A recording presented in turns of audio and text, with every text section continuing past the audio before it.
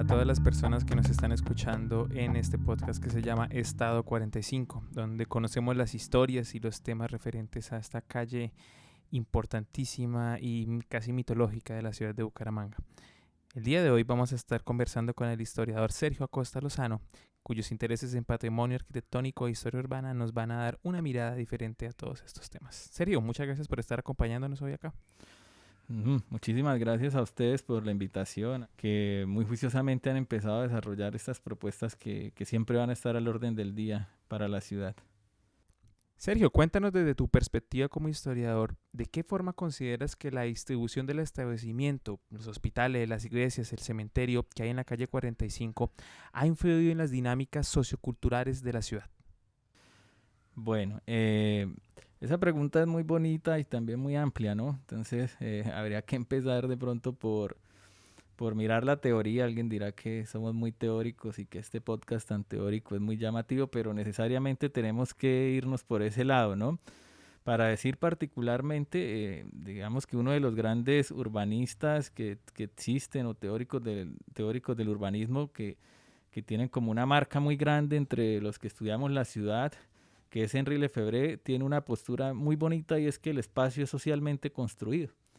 Es decir, el espacio no es algo meramente físico como siempre se pretendió, ni tampoco el espacio está alejado está distante a las acciones o situaciones que viven los habitantes de ese mismo lugar, ¿no? Entonces, necesariamente el espacio que se ha construido allí alrededor de la calle 45 o a lo largo de la calle 45, para decirlo de una mejor manera, pues ha correspondido a lo que históricamente ha pasado en la ciudad, ¿no? Es una calle, de hecho, es una calle histórica en la ciudad porque representa el límite del sur de la ciudad con el que nació la ciudad. Es decir, la ciudad limitó desde sus inicios en la quebrada La Rosita, que es justamente donde se encuentra la calle 45, ¿no?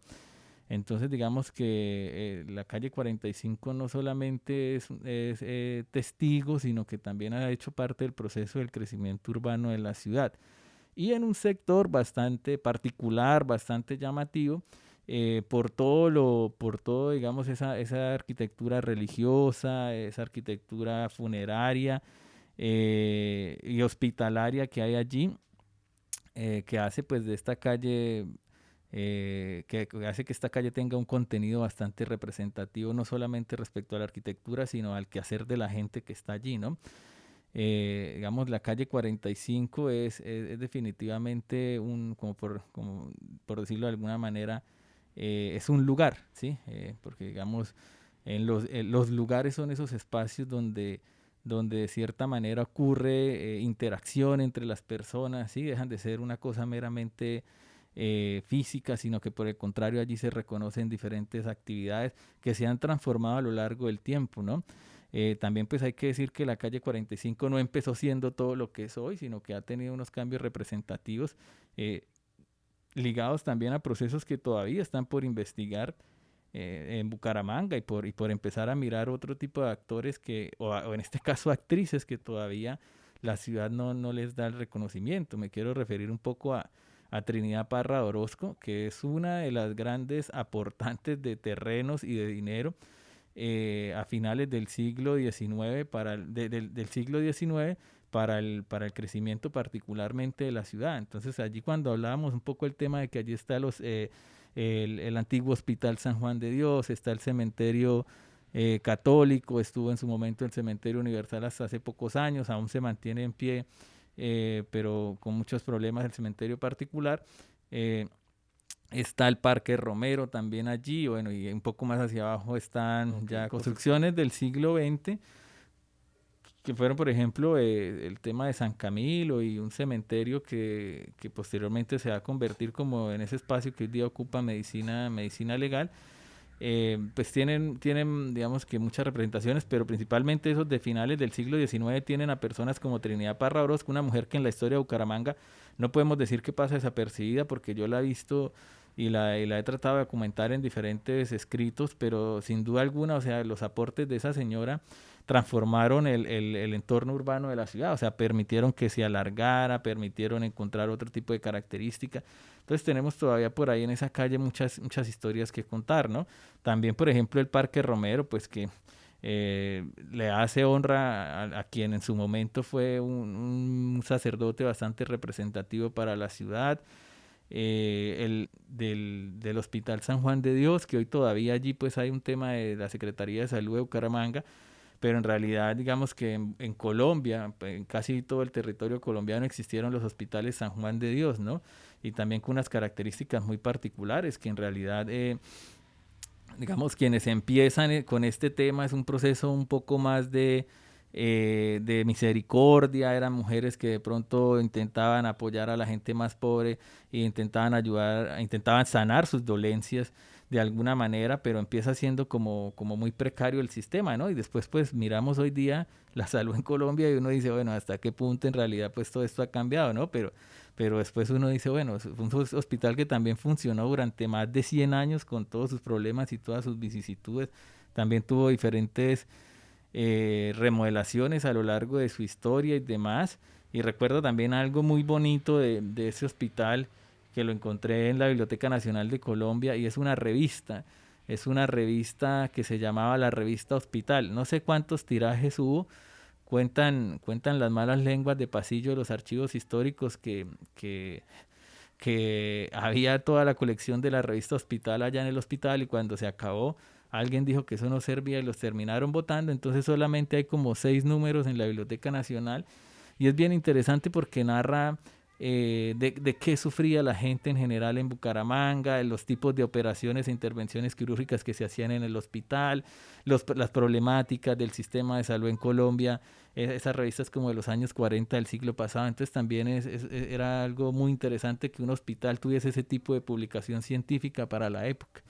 Y bueno, el tema de los cementerios, que pues como ustedes saben, la arquitectura funeraria es muy relevante en cuanto que expresa no solamente la percepción de la muerte, sino la estética respecto a la muerte, ¿no? Todo el tema funerario, pero también además el tema de cómo se representa la muerte ante algún tipo de creencia, ¿no? Por ejemplo, la iglesia, los católicos que tenían unas características ya bastante conocidas, pero con el tema del cementerio universal y del cementerio particular, pues sí nos encontramos allí con otras formas de rituales y con otras formas de tumbas y demás que pues también dejan ver cómo se expresaban las creencias allí, ¿no? Pensando un poco en la tumba de Emilio Garnica que todavía está en pie y que está en el cementerio particular, que tuve la oportunidad de conocer como en el año 2011, 2012, de la mano de la maestra Lucila González, directora del Museo de Arte Moderno de Bucaramanga. Ingresamos allí y es una tumba espectacular, es una tumba en forma de tabaco. Y en la parte baja dice, señor sepulturero, nunca me saque de aquí.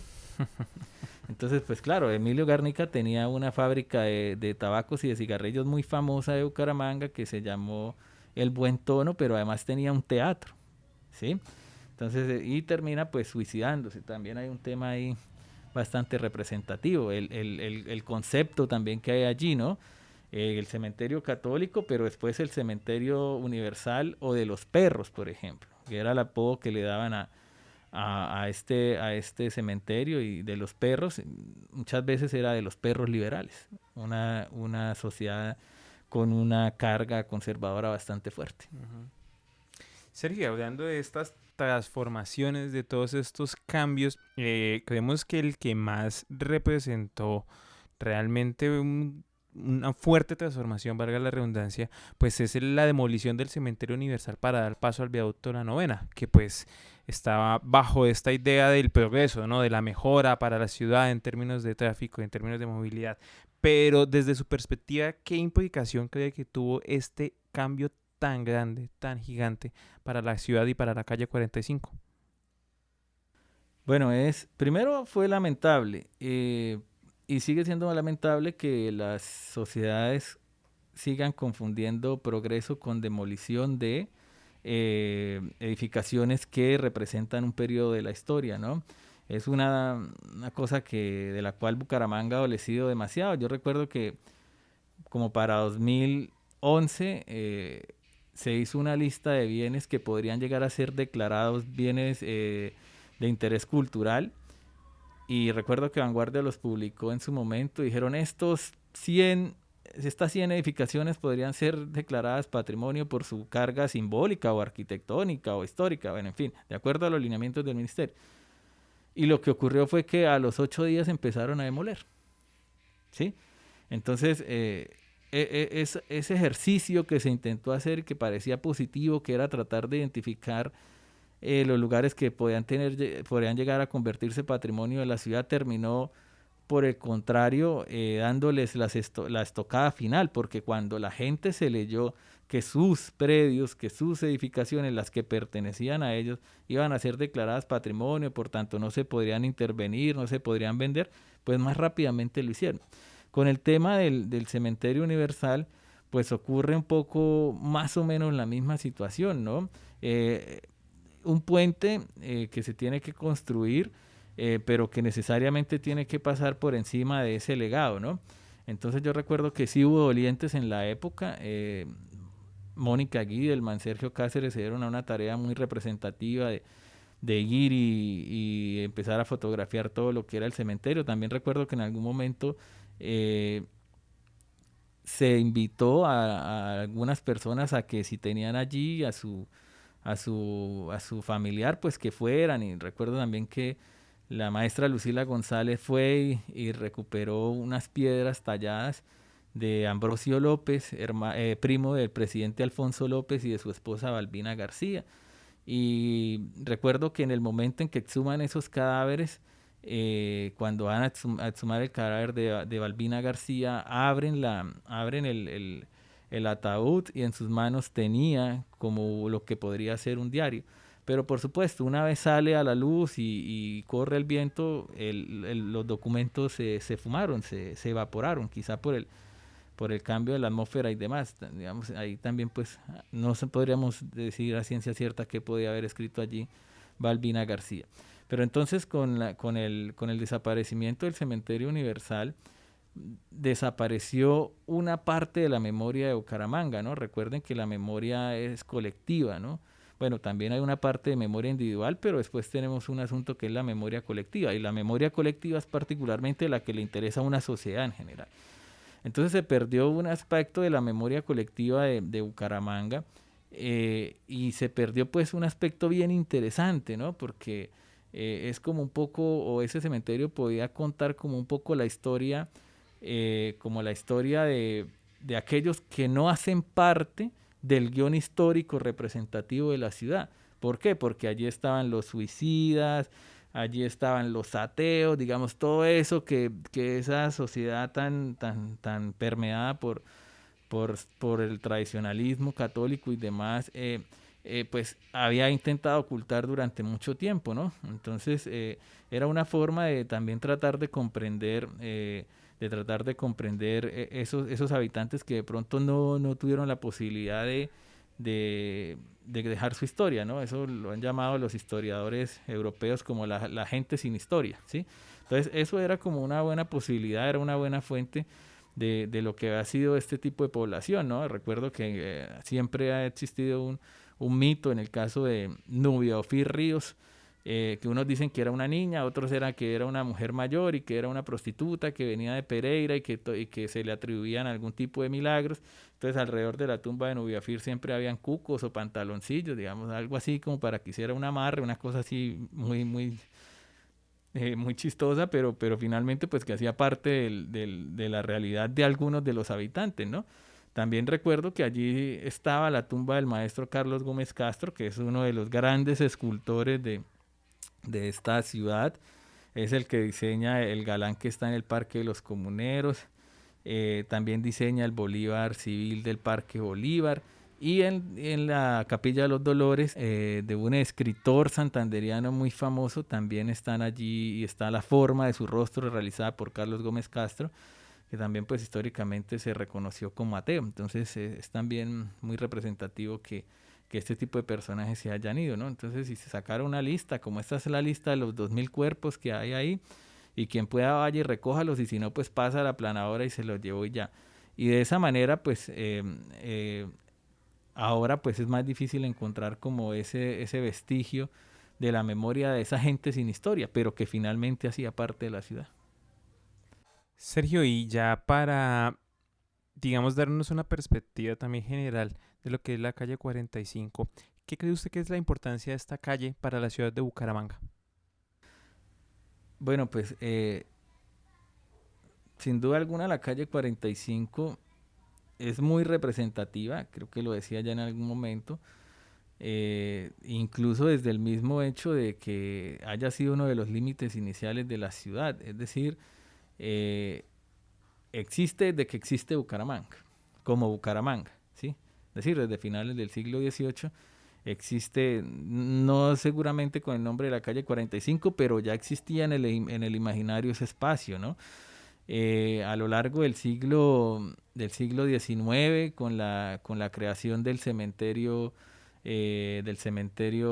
católico, y posteriormente el Parque Romero y posteriormente del hospital, pues va a empezar a generar allí una serie de interacciones muy representativas. Es decir, llama la atención que ese fue como el lugar más lejano que había en 1800, por ejemplo, para construir el cementerio.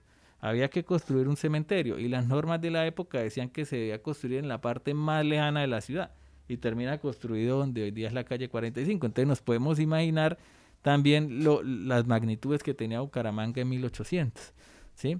En el siglo XIX, en el siglo XX también va a tener mucha acción, ya lo decía yo, con el tema de ese cementerio que se construye a mediados de siglo ahí, que hoy día se encuentra allí medicina legal, y también el caso del paso de la cárcel de la Concordia a la cárcel Modelo. También es bien llamativo porque pues yo he podido estudiar el tema. Cuando se hace la cárcel Modelo eh, ya estaba con sobrecupo, es decir, cuando fueron a pasar los presos de una para la otra, para la moderna, entonces ya había un problema de sobrecupo. Entonces uno dice, bueno, ¿y cómo hemos hecho históricamente las obras en el país, no? Y posteriormente el tema de San Camilo, que a mí sí me parece también trascendental por una situación. Antes de San Camilo, en el Hospital San Juan de Dios se trataba absolutamente todo. Problemas físicos, mentales, psicológicos, intervenciones quirúrgicas. Y cuando se crea San Camilo, pues finalmente es reconocer como un espacio también al tema mental entendido desde otra dimensión, ¿no? Y se convierte pues en un tema muy disidente. Hay muchas tesis, por lo menos hay 3 tesis sobre San Camilo y toda la representación que hay allí, que se puede incluso indagar sobre las enfermedades mentales, sobre cómo vivían las mujeres allí, porque pues finalmente así es que se comprende una sociedad, ¿no? Que hoy podríamos entender, por ejemplo, diferentes enfermedades a partir del estudio de por qué llegan allá mujeres, por ejemplo, u hombres de determinada edad. Entonces puede que haya un patrón que diga, mire, es que en general los bumangueses de tal y tal están acudiendo por esta situación en particular. Entonces, que se haya construido San Camilo, me parece a mí que fue entender finalmente de otra perspectiva el problema mental. Ya después los que estudian historia de la medicina y demás pueden profundizar un poco más en eso, pero yo sí estoy seguro que es un cambio en la perspectiva de la sociedad, ¿no? O sea, por eso vuelvo y digo, los espacios se construyen porque se necesitan, ¿no? Y son socialmente construidos porque la sociedad es la que les termina dando un uso como tal, ¿no? Y eso ocurre, como por ejemplo también en el siglo XIX ocurría que el cementerio central era particularmente el lugar de paseo predilecto para la gente. Entonces Bucaramanga era una ciudad sin espacios para recrearse, para divertirse. Y una de las grandes o de las cosas más interesantes que tenía la gente el domingo era ir a recorrer los jardines hermosos del cementerio católico. Entonces uno dice, bueno, y ahora pues el cementerio católico o el cementerio central, que es como más o menos se conoce hoy día, ahora hasta qué punto la gente asocia el cementerio con un lugar para estar, con un lugar para recrearse, con un lugar para compartir en familia. Entonces significa que los usos se han ido transformando y que los espacios de la ciudad pues también se han diversificado un poco, ¿no? Entonces yo sí siento que la 45 tiene una carga no solamente desde el tema mueble e inmueble y desde todo el patrimonio funerario y hospitalario que hay allí, sino que además tienes como una carga simbólica, ¿no? Todo lo que ha simbolizado esa calle, el tema de la cárcel, la relación de los barrios con la cárcel allí, que no se puede vivir en otro lugar, lo que ocurre allí los domingos solamente ocurre en ese barrio donde está la cárcel, no ocurre en otro lugar. Un tema bien interesante, ¿no? El que guardan o le alquilan unas chancletas, por ejemplo, es una cosa maravillosa para quien estudie, no sé, por ejemplo, quien quiera estudiar como cosas de costumbres y demás, ¿sí? En dónde se alquilan unas chancletas o dónde se paga por guardar una correa y después cuando sale pues ya no está ni la correa ni el que la guarda porque se fue. Bueno, o sea, cosas así maravillosas que se encuentra uno allí, o en donde más que en la 45 que te cuenten que hubo una semana en que 3 enfermos mentales se saltaron la barda y salieron corriendo y bueno, en fin, cualquier cosa. Y por supuesto, pues también lo que hay hoy en día en la parte un poco más arriba, en la parte un poco más oriental de la 45, que es todo ese entramado de economía que alrededor de las flores y las ceremonias rituales, pero también las conmemoraciones, ¿no? Porque enfrente del cementerio en el Parque Romero pues está lleno de ventas de flores, pero que no necesariamente son solo para llevar a cabo honras fúnebres, sino que también allí hacen ramos maravillosos de matrimonio, de cumpleaños, bueno, no sé, de cualquier cosa. Entonces, sin duda alguna tiene ahí una carga que la empezamos a ver, pero pues también siento que la estamos viendo como tardíamente, ¿no? Y lo digo por el tema del cementerio particular, que pues el cementerio particular guarda unas historias maravillosas y también digamos que extranjeros muy representativos de la historia de Bucaramanga que están sus restos descansando allí, pero que pues por ahora parece que no tienen mucho interés, ¿no? Están en un espacio privado, pero el privado como que no está muy interesado en el tema. Y la ciudadanía tampoco se ha pellizcado de decir, bueno, esto representa una parte de la historia de nosotros, ¿no? Esto nos ayuda a contar un periodo de la historia, nos ayuda a entendernos, porque no es solamente comprender el pasado, sino que la historia tiene la intención de comprender o de aprender del pasado para comprender el presente. Entonces, si queremos reconocernos en nuestro presente, esas cosas no deberían desaparecer. Sin embargo, de a poco se ha ido desgastando y no sé hasta qué punto pueda llegar a ocurrir lo que ocurrió con el Cementerio Universal. Sergio, muchísimas gracias por acompañarnos ahorita en este podcast, muy amable de tu parte. No, muchísimas gracias a ustedes por la invitación y bueno, queda mucho por hacer y hay que volver a poner digamos que en el boca de todos todo lo que hay en la 45, porque pues sin duda alguna, ya lo digo, es una parte de la historia de nosotros los bumangueses. Por supuesto que sí, esperemos que este capítulo de Estado 45 pues ayude un poco en ese aspecto. Muchísimas gracias a todos por escucharnos en este episodio y nos vemos en el próximo. Que estén muy bien.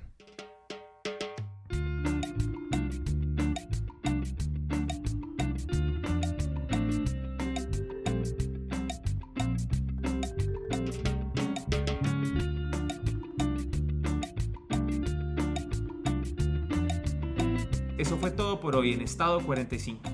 Les recuerdo que pueden conocer los demás productos ligados a este proyecto en la45calledeladesdicha.com. Allá nos vemos.